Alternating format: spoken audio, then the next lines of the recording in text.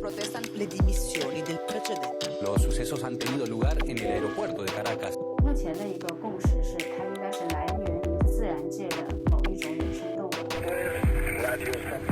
Un segundo túnel en construcción.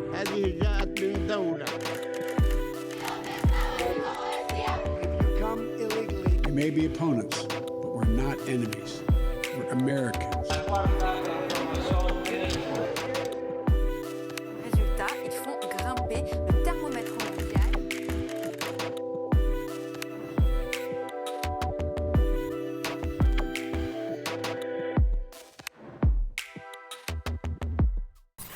Bienvenidos a Mextranjeros. Es un honor que me acompañen para recibir a los periodistas internacionales que trabajan en México y nos comparten su punto de vista.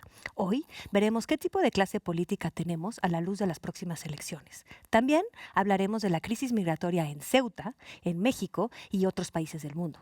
Por último, veremos qué sucede en Colombia a un mes del inicio de las protestas sociales. Los dejo por ahora con las portadas internacionales y nos vemos inmediatamente después. Por lo menos 9.000 inmigrantes indocumentados provenientes de Marruecos llegaron nadando al territorio español de Ceuta, uno de los únicos puntos de entrada a Europa desde el continente africano. De la cifra récord de desplazados, la mayoría eran hombres jóvenes, aunque también había menores y familias completas. Aunque el gobierno español desplegó al ejército y deportó a más de 6.000 personas de vuelta a su país, este arribo masivo, el más grande entre ambas naciones en la última década, reanimó viejas tensiones diplomáticas y ha puesto en cuestión la ayuda financiera que la Unión Europea brinda a Marruecos para proteger sus fronteras. Después de 11 días de intenso conflicto, el gobierno de Israel y el grupo Hamas acordaron un alto al fuego. La tregua se dio gracias a la mediación de la Unión Americana y de Egipto. El saldo de los enfrentamientos es de 250 civiles palestinos y 12 israelíes fallecidos, además de casi 2.000 heridos y la devastación generalizada en la empobrecida región palestina de Gaza, donde casi 72.000 habitantes fueron desplazados. La comunidad internacional y organizaciones humanitarias celebraron el cese de las agresiones. Sin embargo, advierten que se debe llegar a un acuerdo definitivo, pues las disputas se han extendido casi un siglo. La Comisión Electoral de Myanmar, nombrada por la Junta Militar, anunció la disolución del partido Liga Nacional para la Democracia, dirigido por la destituida líder birmana Aung San Suu Kyi. En el oeste de la India, el impacto del ciclón Tauktae obligó a cientos de miles de personas a huir de la región. Este desastre natural se suma a la tragedia de los más de 25 millones de contagios por COVID-19 en el país. Por ello, el principal fabricante de vacunas a nivel mundial ubicado en India anunció que dejará de exportar dosis para priorizar la inoculación de sus conciudadanos. Esta decisión afectará las campañas globales de vacunación, especialmente en naciones empobrecidas. Mientras tanto, varios países europeos han recuperado un poco de libertad gracias al declive en la tasa de infecciones. Francia y Austria reabrieron terrazas, teatros y museos. Por el contrario, en Sudamérica la crisis sanitaria ha empeorado. El presidente de Argentina, Alberto Fernández, decretó una vuelta al confinamiento debido a un nuevo récord en el alza de contagios por coronavirus. Chile celebró el fin de semana pasado unas elecciones históricas donde se eligieron a 155 representantes del Congreso que redactarán la nueva Constitución, además de alcaldes, concejales y gobernadores. Esta jornada inédita estuvo marcada por la derrota del gobierno y el inesperado triunfo de candidatos independientes y de izquierda.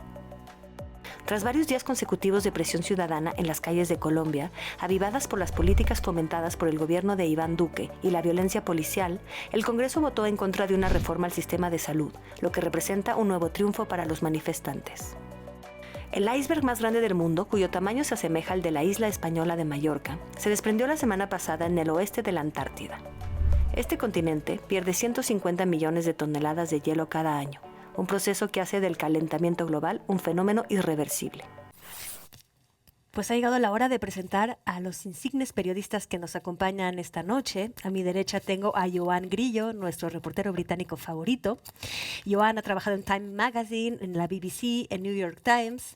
También es escritor de largo aliento en sus reportajes periodísticos y su último libro sobre la violencia, las armas y las drogas es Sangre, Artillería, Dinero, cómo los Estados Unidos han armado a los cárteles y las pandillas.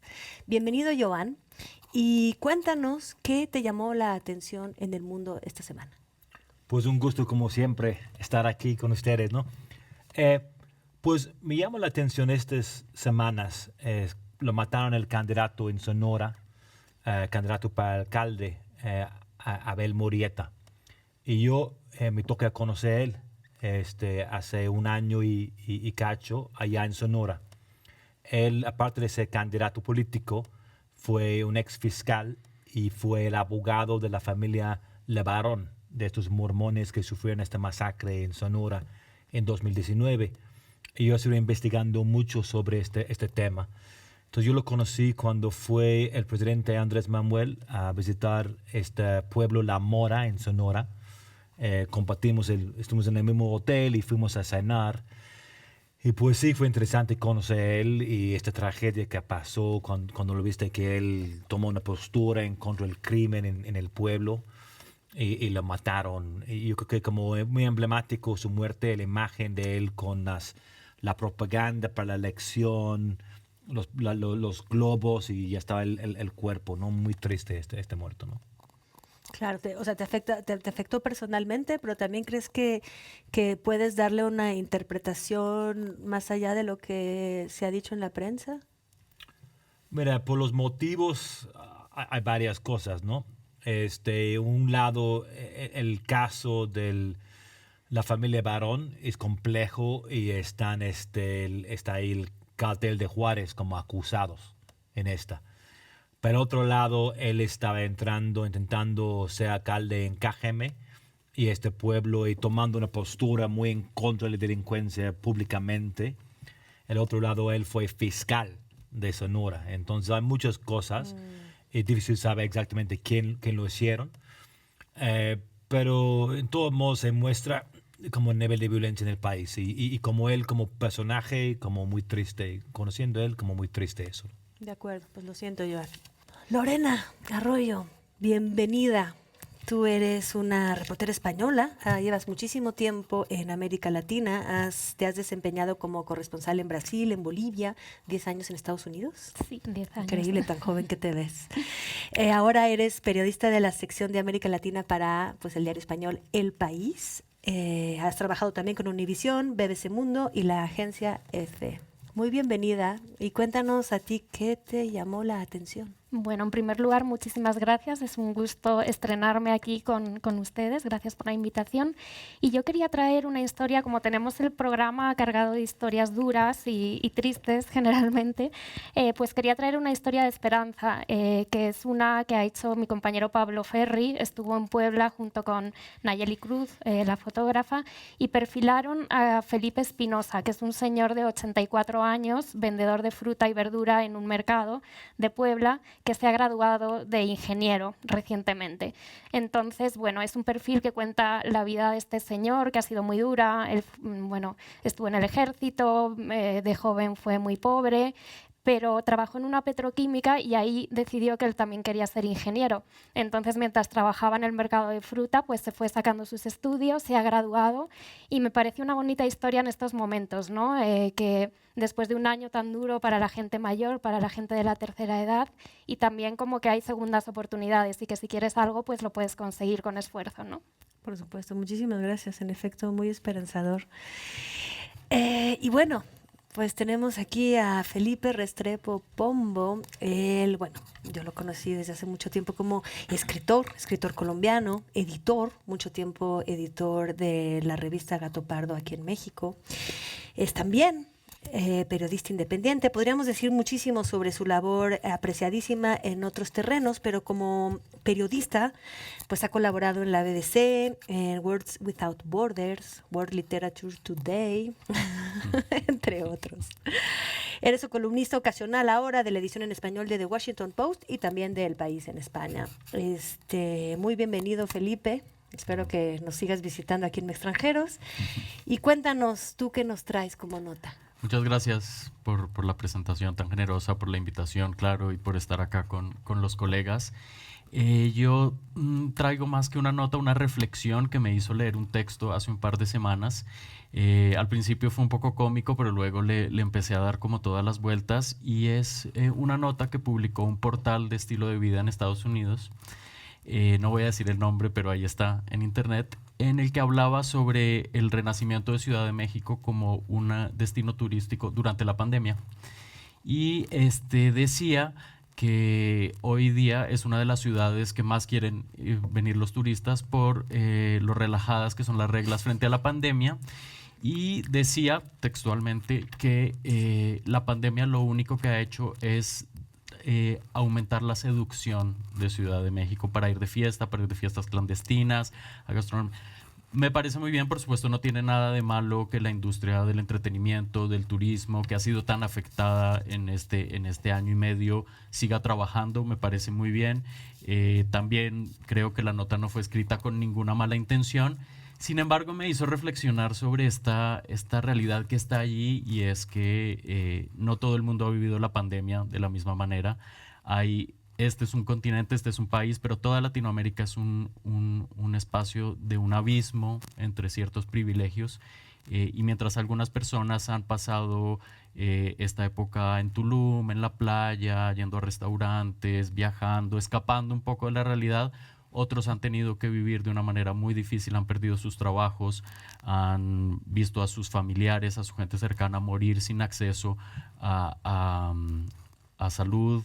En fin, y me parece que lo que esto muestra es este abismo que vivimos en este continente, de una élite que se puede permitir escaparse, que se puede permitir muchas cosas y que puede seguir comiendo en restaurantes caros y haciendo compras, y cada vez más progresa. Y creo que esa brecha, esa diferencia va a ser la gran marca que nos va a dejar la pandemia. Hablando de turismo, antes del programa mencionábamos también cierto turismo sanitario, ¿no? O sea, que, por ejemplo, Estados Unidos está recibiendo... Y creo que la segunda parte de esto justamente tiene que ver con las vacunaciones, ¿no? La posibilidad que han tenido muchos latinoamericanos y de todos los países que tienen dinero de irse a vacunar ahora a Estados Unidos, mucho antes incluso que el gobierno de Estados Unidos lo permitiera. Ya había gente viajando desde México a Texas, desde Colombia a la Florida, para vacunarse, incluso falsificando sus papeles y todo, ¿no? Entonces creo que las vacunas también han demostrado que hay gente que tiene acceso a cosas VIP, y mientras tanto aquí muchísima gente que ni siquiera sabe cuándo va a recibir su vacuna. En países como Colombia, como Perú, la vacunación está atrasadísima y no se van a cumplir los tiempos que han planeado los gobiernos. Entonces, nada, esta nota, no por hablar mal de ella, simplemente me hizo pensar en esta situación de los privilegios que vivimos a veces, que es tan difícil y que la pandemia ha marcado especialmente. Claro. Por supuesto. Bueno, pues muchísimas gracias. Vamos a irnos a un pequeño corte y volvemos con el primer bloque, que tiene que ver con, pues, las elecciones, que es nuestro tema, digamos, base de aquí a que en efecto sucedan los comicios. Volvemos.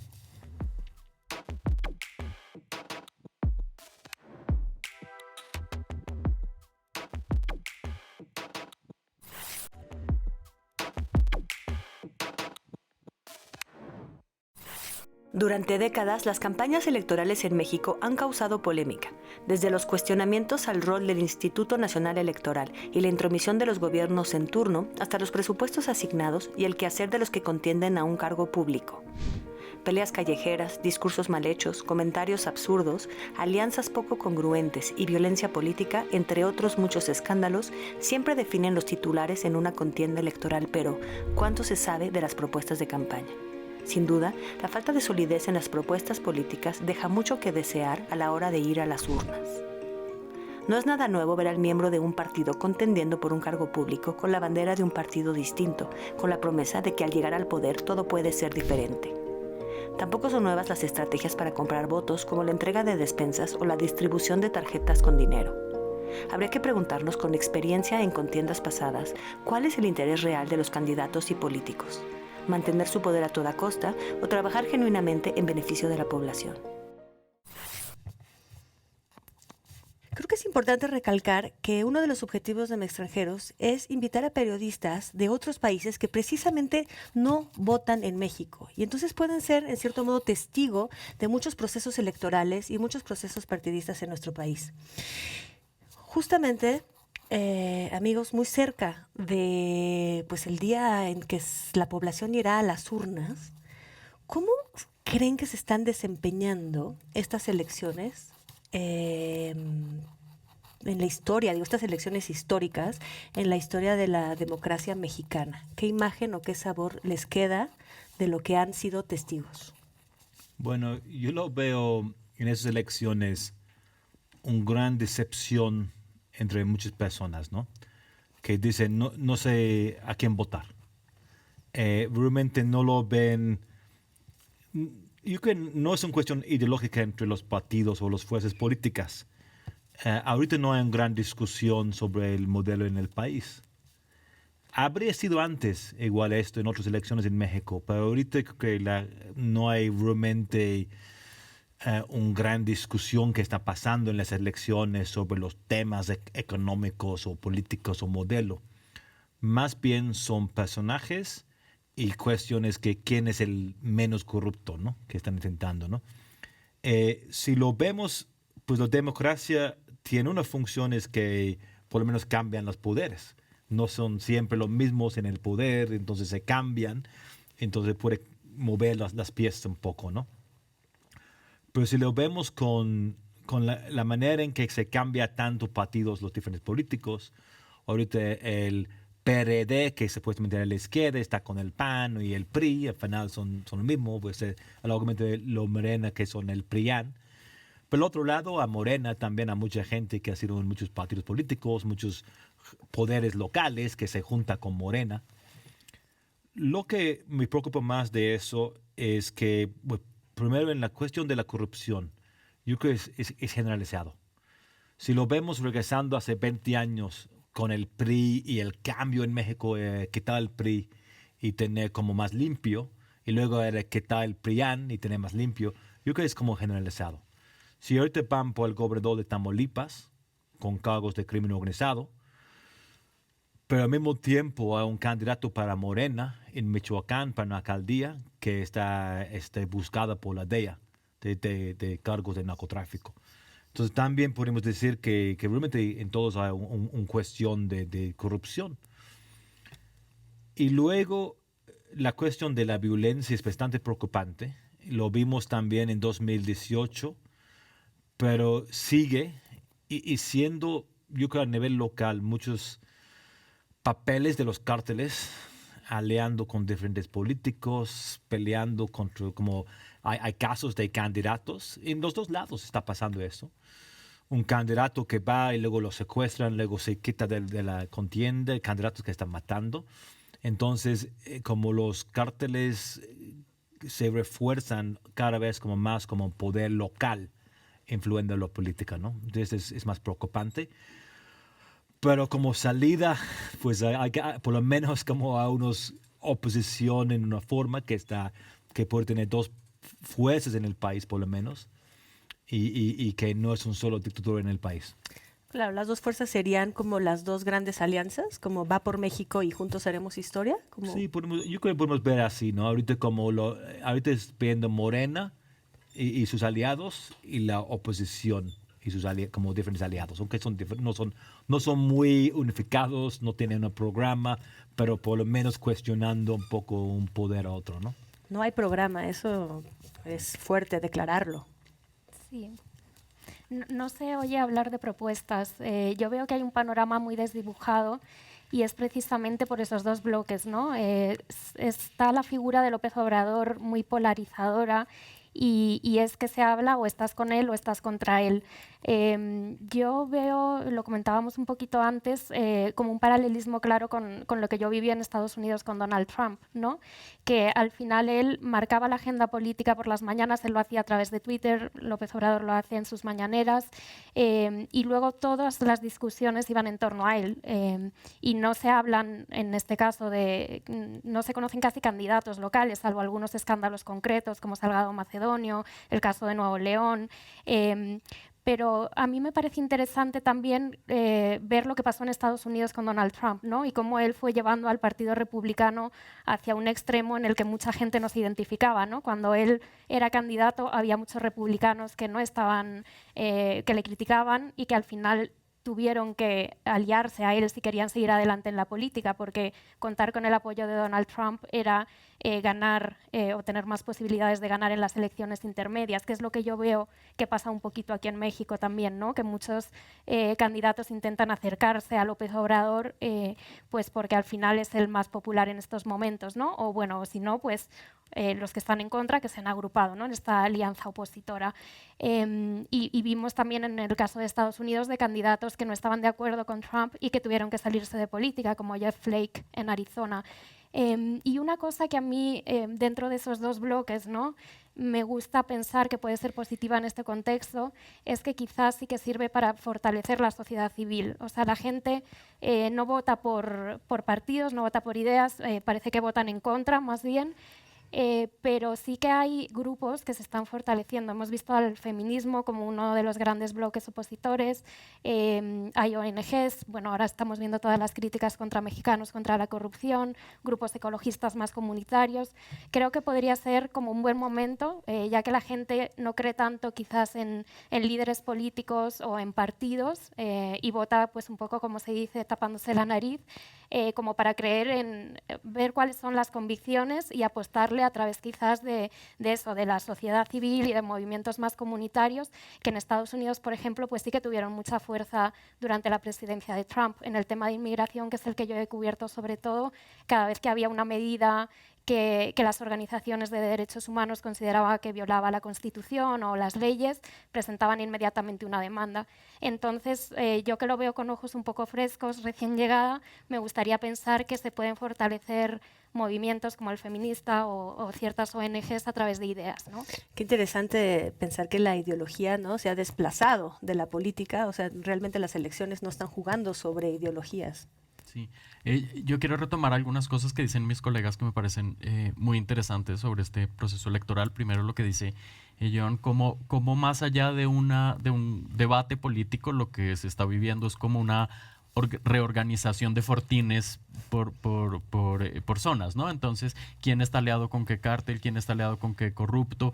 Para reorganizarse y simplemente mover las formas y mover el negocio al final, que se ha vuelto la política, ¿no? Y de acuerdo también con esa corrupción rampante que es la discusión sobre las elecciones hoy, quién es el corrupto, quién es el menos corrupto, quién es el más corrupto, no se está hablando de ni siquiera qué es lo que hay detrás del discurso de ese candidato, sino simplemente qué tanto robó, no robó, está robando, y eso me parece muy lamentable. Por otro lado, lo que tú mencionas, Lorena, sobre esa figura tan predominante del presidente en estas elecciones. Yo, la primera vez que vine a vivir a México, llegué el día de las elecciones de Andrés Manuel y Felipe Calderón, ¿no? Hace ya muchísimos años, y desde entonces siempre ha estado presente en todas las elecciones la figura de Andrés Manuel López Obrador como candidato, como opositor y ahora como presidente. Y siento que es por momentos bastante nocivo que todo vaya a través de todo el discurso, sea si el presidente dijo que no, si el presidente dijo que sí, si el presidente va a aceptar los resultados, si no va a aceptar los resultados, y al final se está viendo también estas elecciones como un concurso de popularidad del presidente, ¿no? Su primer concurso de que también le ha ido, y él va a sacar, definitivamente va a decir que le fue bien y que ganó, pase lo que pase, ¿no? Entonces me parece que por un lado eso, y por último quisiera anotar sobre la pobreza de la discusión pública, del debate público, ¿no? Creo que nosotros que nos dedicamos profesionalmente a ver estos candidatos, a cubrir estas elecciones, no podemos encontrar uno que digamos, hombre, ahí hay un interesante discurso, una propuesta de modelo político interesante a debatir. Son muy pocos, son muy pobres, y todo se ha ido hacia quién puso el video en TikTok, quién en redes sociales dijo no sé qué, quién hizo el show mediático más esto, y creo que esto no es exclusivo a México, por supuesto, pero habla mucho del bajo nivel del discurso público. Claro, o sea... Es interesante reflexionando sobre eso y la comparación con Trump, que Trump gobernó durante la pandemia y esto lo pegó.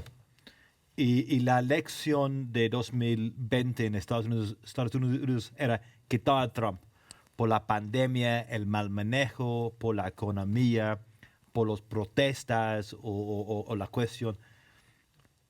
Realmente, si lo ves ahorita, Obrador gobernó durante la pandemia, entonces lo tocó una crisis súper fuerte, una caída en la economía súper fuerte, pero no está, Morena ahorita no está como derrotado.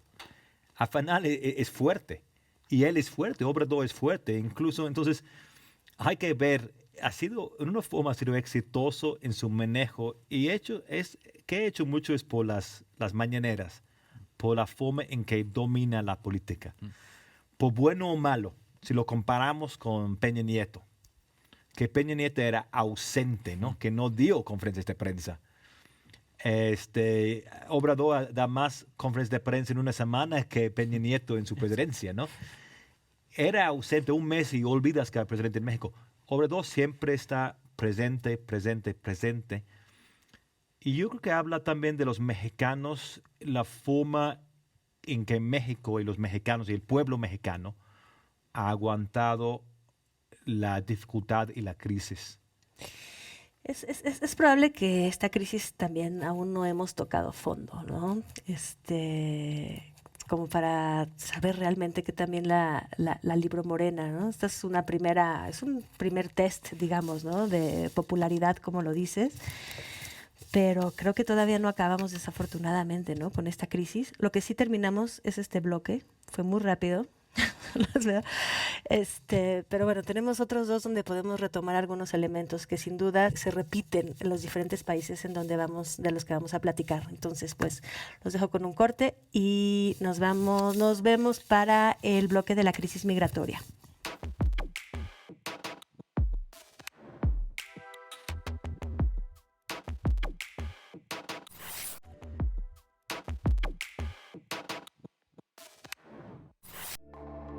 Más de 8,000 migrantes africanos arribaron al enclave español de Ceuta en menos de 24 horas, incrementando las tensiones diplomáticas entre España y Marruecos.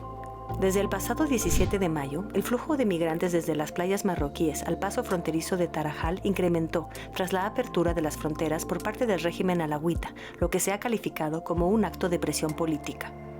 Los funcionarios españoles se encuentran en lucha frente a una crisis migratoria sin precedentes, y las fotos del rescate en el mar de un bebé por un guardia civil y las de una voluntaria de la Cruz Roja apoyando a un náufrago extenuado se convirtieron en tendencias icónicas y mediáticas.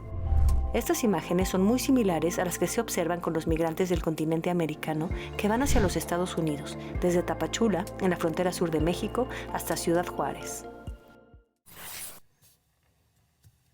Pues Lorena, nuestra periodista de origen ibérico, comprobado en este programa, ¿qué lectura le das a esta llegada masiva de indocumentados provenientes de Marruecos a esta ciudad española y a las acciones de las autoridades españolas? Bueno, pues como comentabas en la presentación, esto se da la semana pasada por el ingreso masivo de 9,000 migrantes, muchos de ellos menores de edad.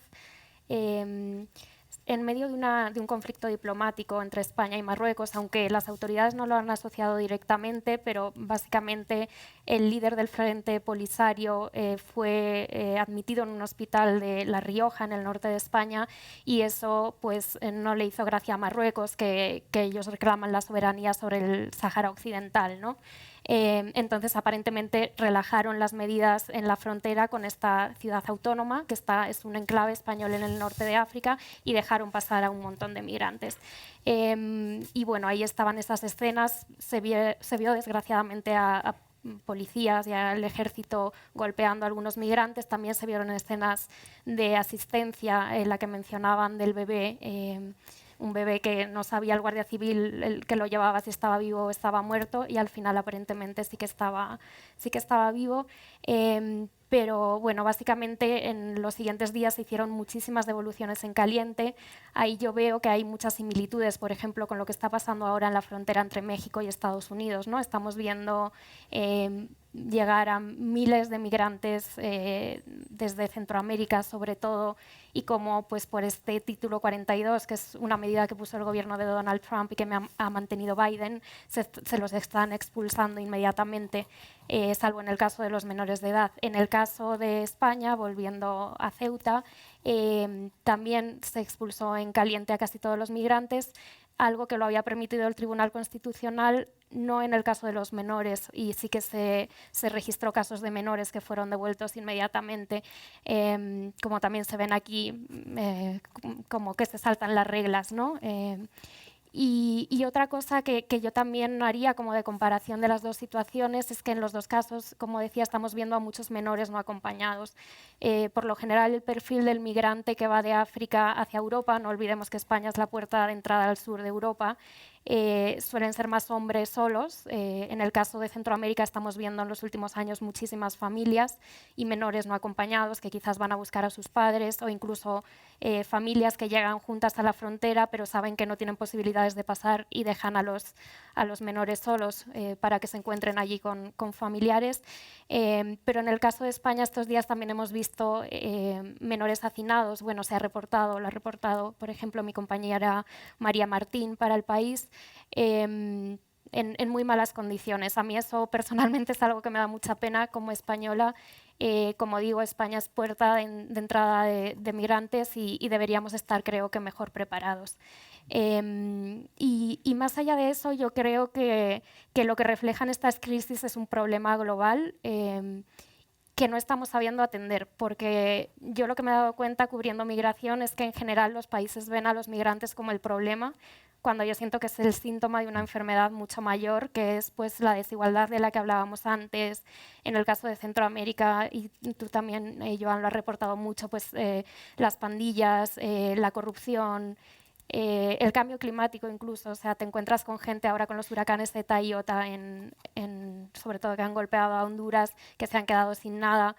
Entonces, yo siento que la respuesta tiene que ir global y tiene que ser una respuesta entre muchos países y pensando que el problema no es el migrante, sino que es mucho mayor y que si no se atienden las causas nunca vamos a llegar a una solución. Es un poco lo que está tratando de hacer ahora el gobierno de Biden. No sé si va a tener mucho éxito, la verdad, porque para eso hace falta mucha voluntad política y hay otras prioridades, pero creo que por ahí debería ir la solución.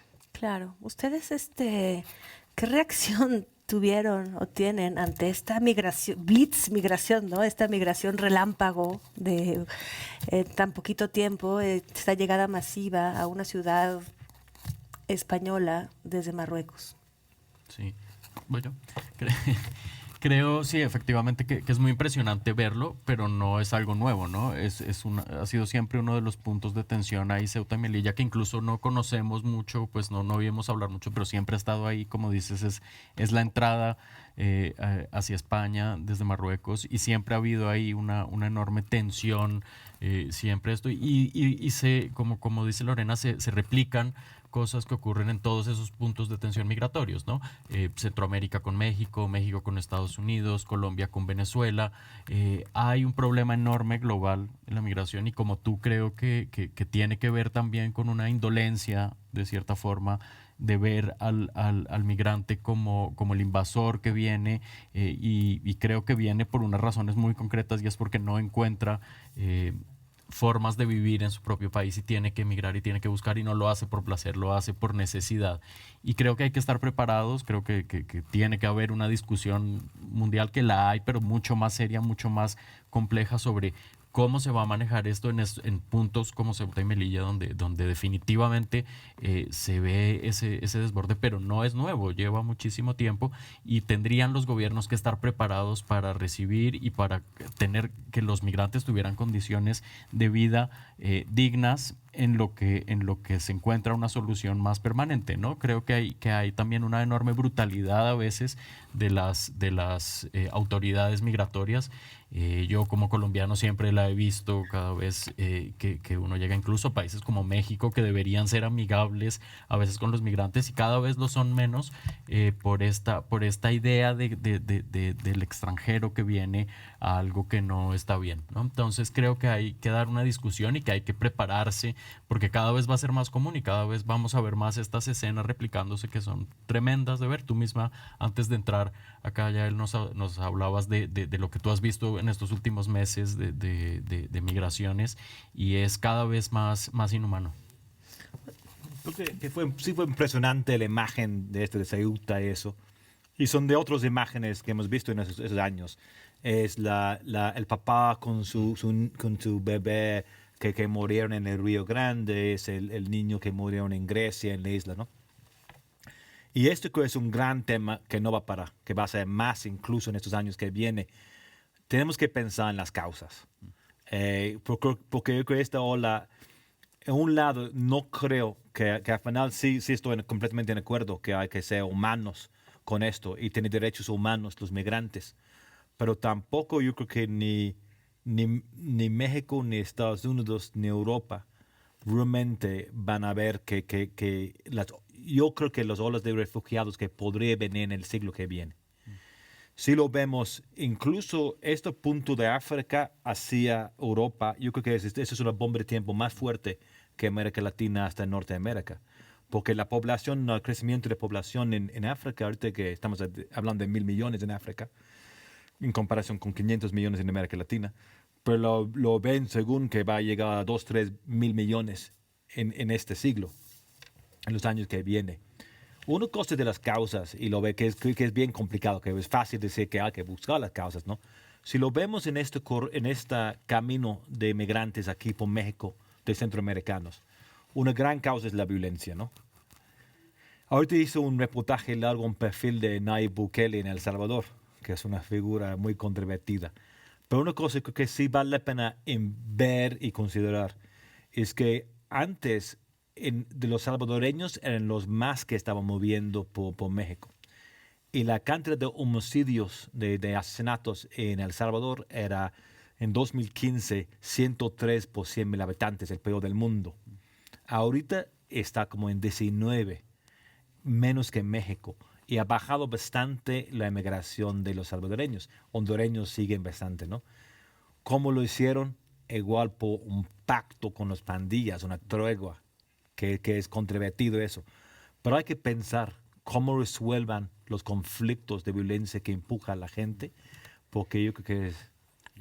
Estoy de acuerdo, pero aquí quizás, un punto que me gustaría recalcar en el poco tiempo que nos queda, es la utilización que hacen los gobiernos de esta masa dispuesta a irse. El hecho de que Marruecos tenga una diferencia con la política española en cuanto al internamiento de un miembro de la oposición, o por lo menos a un enemigo de la monarquía, haga que usen de carne de cañón, o sea, que manden a esta gente, ¿no? Es decir, que nosotros podemos retenerlos o mandarlos, usarlos como una arma de negociación. Ahí veo un elemento muy inquietante. Es súper inquietante, ¿no? Ver cómo los migrantes se han convertido, claro, justamente en un arma política en que un gobierno maneja. Lo que ocurre de nuevo con Venezuela, lo que ocurre de nuevo con Centroamérica, que son personas, niños, menores de edad, mujeres que sufren las peores sufrimientos y muchas veces les sirven para intereses políticos a gobiernos. Eso es lamentable y una parte terrible de este problema. Y sucede lo mismo en México también. Claro. ¿Cuántos nos vas a mandar? ¿Cuántos vas a retener? O sea, todo esto son negociaciones en donde es una suerte de carne de cañón. Es muy interesante el caso de Colombia, cómo recibió los venezolanos, es un caso muy interesante, Claro. porque sí recibió, si lo comparas, por ejemplo, con Alemania, recibió 1 millón de personas de Siria y eso provocó toda una reacción. ¿Cuántos venezolanos llegaron a...? La cifra exacta es muy difícil de saber, pero creo que ya es una parte importante de la población total que vive en Colombia. 4%.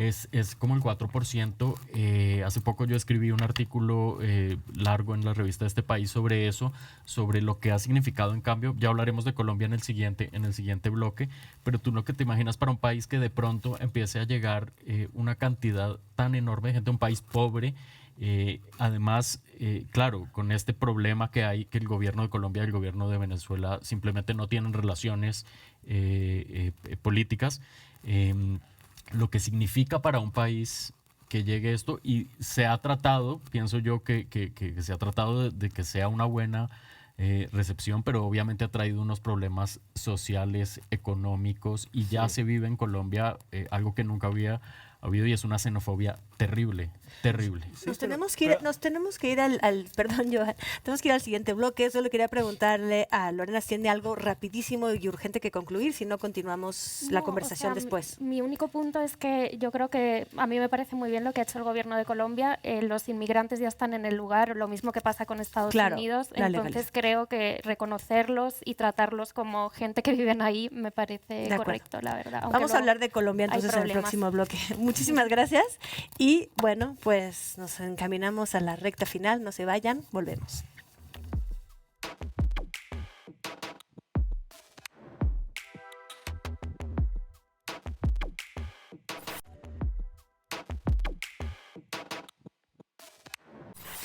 A casi un mes del inicio del paro nacional en Colombia, en contra de la reforma tributaria, las manifestaciones continúan en un ambiente de violencia policial alarmante y un descontento social creciente, al que se suman exigencias de colectivos indígenas conocidos como la Minga. El abuso de la fuerza policíaca en contra de manifestantes se ha calificado como desmedido alrededor del mundo. Tanquetas embistiendo contra civiles, agentes antidisturbios lanzando cohetes y granadas, y el uso de proyectiles del sistema Venom utilizados por primera vez en Latinoamérica. Todo esto ha llevado a organizaciones de derechos humanos a denunciar al gobierno colombiano ante la Corte Penal Internacional y ante la ONU por delitos contra la población. Los coordinadores del paro aseguran que de no cumplirse sus demandas, continuarán las manifestaciones y anunciaron nuevas movilizaciones masivas. Por su parte, la Minga indígena ha denunciado ataques de paramilitares y ultraderechistas en su contra y la estigmatización de las protestas. A pesar de coincidir en sus exigencias, la Minga indígena fue acusada por otros grupos de civiles de provocar actos violentos y el presidente Duque solicitó al Consejo Regional Indígena del Cauca que estos grupos regresen a sus territorios, lo que pone en evidencia la profunda división social y el racismo que padece Colombia. Felipe, volviste este sábado de Colombia. ¿Nos puedes dar una actualización del estado de las cosas allá? Ya, bueno, obviamente es una mezcla de cosas y de sentimientos, por supuesto, de lo que está ocurriendo en mi país. Efectivamente, como lo decía la presentación, ya va a ser un mes de este estallido, que obviamente no empezó hace un mes. Obviamente estamos hablando de un país que tuvo un conflicto armado de 50 años, que ha tenido un problema con el narcotráfico, que es lo que también de cierta forma le da gasolina a este conflicto social y político. Y lo que se vive ahora, que empezó con esta terquedad del gobierno de presentar una reforma tributaria en un momento tremendo, se ha convertido en una situación que yo no le veo una salida fácil, en la que se mezclan muchos elementos. Creo que ya no es una protesta organizada. Creo que en cada región del país hay una protesta diferente, con diferentes grupos, con diferentes intereses, que no responden a un comité del paro. Hay un comité del paro, por supuesto, pero yo no creo que sea un movimiento ya organizado. Creo que cada descontento ha salido a protestar, y también creo que tiene que ver mucho con lo que hemos hablado también en los segmentos anteriores a este, con un problema tremendo de migración con Venezuela, con una clase política que no entiende lo que está ocurriendo ni que da respuestas, con un gobierno que tuvo una respuesta brutal, autoritaria, violenta e ilegal, y con una enorme población joven que no ve ninguna esperanza, que no ve ningún futuro, que no tiene trabajo, que no tiene educación, y que la pandemia terminó de cierta forma de cerrarles las pocas puertas que tenían. Creo que es una mezcla de elementos muy desafortunada. Les contaba antes de entrar al aire brevemente que hablé con un reportero que estaba cubriendo las marchas la semana pasada, y una de las preguntas que yo le hice como editor es, bueno, dile a los chicos que te digan qué es lo que quieren, por qué están en las calles, por qué están todas las noches en la calle, qué es lo que piden. Y la respuesta que le dieron a este reportero fue: queremos que se queme todo y que no quede nada. Entonces, no es que renuncie el presidente, no es que quiten todas esas son cosas que han pasado, pero esta gente, los manifestantes, tienen un descontento enorme con un sistema que no les ofrece ninguna posibilidad de vida. ¿Qué tipo de ingrediente se introduce con la Minga indígena? Bueno, ahí es muy complicado de entender porque las poblaciones indígenas en Colombia han estado marginalizadas durante años, y lo que hay ahí, que decían también en la presentación, es un elemento de racismo, de clasismo y de elitismo, ¿no? Uno de los centros de la propuesta ha sido el Valle del Cauca, Cali, que es la capital, y ahí hay un problema de años de marginalización de los indígenas que, como le decía a Joan, se han ido armando, y lo que han hecho es que han salido durante estas propuestas a exigir de su parte, y en Cali, por ejemplo, hubo un confrontamiento armado entre ellos y civiles, es decir, ya ni siquiera eran las fuerzas del Estado, eran civiles que salieron armados a recibir a los indígenas. Lo mismo pasó en Antioquia, donde hubo grupos civiles que amenazaron con salir a dispararles a los indígenas si se unían a la protesta. Entonces, como digo, en cada zona es una protesta diferente, en cada zona hay unos problemas antiquísimos que se encuentran ahí y que estallan. Y por eso veo yo que no hay una sola solución pronta a esta mezcla de elementos que no nacieron hace un mes. Claro, claro. Dices que no ves salida fácil. ¿Cómo lo ha representado ustedes que lo han leído en la prensa internacional? ¿Sienten que es justa la apreciación? Sí, bueno, yo creo que es bueno, mejor que él no lo puede contar nadie que ha estado allí, pero sí que se ve una salida muy difícil, sobre todo porque no hay diálogo. A la persona que estaba encargada se salió y ya el gobierno, tengo entendido que no está hablando con nadie. Pero sí que se han llegado a algunos acuerdos mínimos. Creo que sí que está sobre la mesa el tema de la reforma policial. Como dices, ha habido una represión brutal, que es un elemento común que hemos visto en otros países latinoamericanos. Lo vimos en Chile, que lo comentábamos antes, lo vimos también en Perú, cuando la destitución de Vizcarra. Y un tema que me parece interesante también dentro de los acuerdos a los que se ha llegado es, bueno, como dices, hay muchas demandas, pero están los jóvenes, ¿no? Que se sienten, están con un hartazgo muy grande, creo que hay un 25% de desempleo juvenil, la pobreza leía que era del 42%, y esto lo ha incrementado muchísimo la pandemia. Pero los jóvenes latinoamericanos ven que no tienen salidas, que cada vez es más difícil, aunque estudien, como conseguir un buen trabajo y seguir adelante.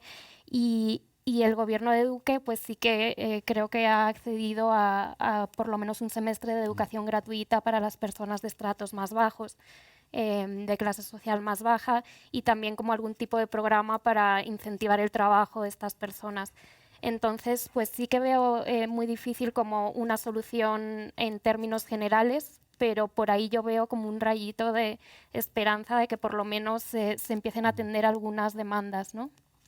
Creo que, bueno, una cosa. Primero, al principio de la pandemia, estuve discutiendo con unos compañeros en redes sociales sobre por qué México no sigue el ejemplo de Colombia, por qué no hacen cierre con militares para que la gente no contagie, por qué no lo paga la gente y cierra la economía informal. Yo estaba en contra, yo creo que esto no puede hacer, y yo creo que este muestre fue mal, y este fue gran parte del colapso de la economía y de la gente que está enojado. Pero lo veo un poco. Hemos visto en estos años muchas manifestaciones, protestas enormes en varios países del mundo. Desde España, de los indignados, desde Colombia ahorita, desde Chile, desde Francia. Yo creo que una cosa en común es que muchos se muevan por redes sociales. Entonces, cambió mucho la forma de protestas. No es antes como los sindicatos y los partidos políticos por tener un control de las protestas. Ya son como en redes sociales y mucha gente moviendo así. Pero luego también hay mezclas enormes de demandas y, como dijo el compañero, un rechazo rechazo completo al sistema. Que no es una cuestión de queremos tal, es una cuestión rechazamos completamente el sistema.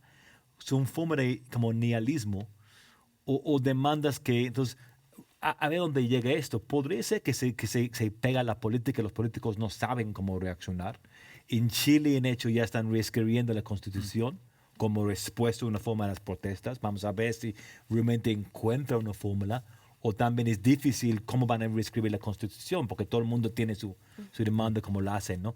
Pero yo creo que este es el mundo que estamos viviendo y a ver, esperamos que en México no vive, bueno, esperamos o no esperamos, es posible que México podría vivir también en el futuro estos tipos de protestas. Claro, el hecho de que estén apareciendo cuerpos y que estén denunciando la aparición de cuerpos en fosas comunes, o sea, ¿qué más que un desbordamiento dentro de los enfrentamientos, podríamos pensar en una verdadera política de Estado de asesinar?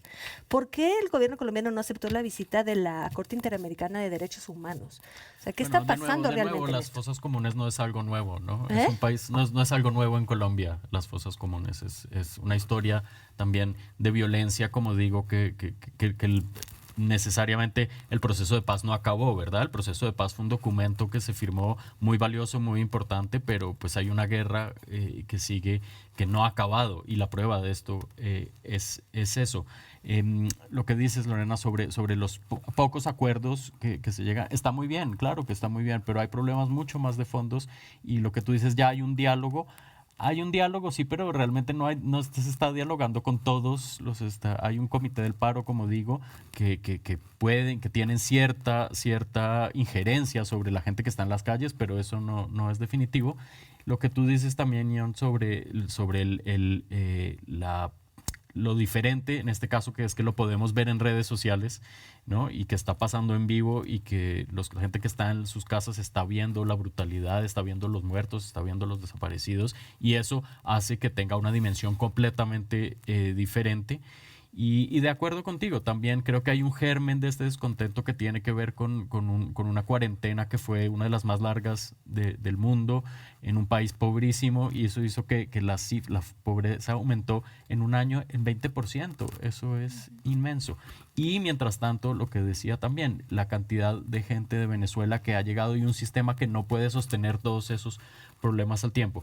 Yo creo efectivamente que el gobierno lo ha hecho muy mal, que la respuesta del gobierno ha sido no escuchar, ha sido tratar de defender su postura sin ni siquiera pretender que haya ahí unas demandas legítimas, y lo que dices, no permitir que vengan a revisar qué es lo que está pasando, es una muestra de una torpeza política, de un autoritarismo fuera de control. Pero tampoco creo que el gobierno sea el único responsable de todo esto. O sea, ningún gobierno podría con tantos problemas al tiempo, y eso es. ¿Y verías en esto quizás la oportunidad de que surja un gobierno de izquierda, es decir, que por fin la derecha se vaya del poder? ¿O ves más bien, hablando de acuerdos de paz, que definitivamente vamos hacia una escalada de violencia, incluso una guerra interna? Ya, pues el gobierno de Duque insiste en que el gran responsable de todo esto es un líder de izquierda que se llama Gustavo Petro, que fue el que perdió las elecciones pasadas con Duque, que es un candidato de izquierda fuerte, digamos, que ha apoyado las marchas, que ha tenido un discurso también bastante incendiario desde mi punto de vista.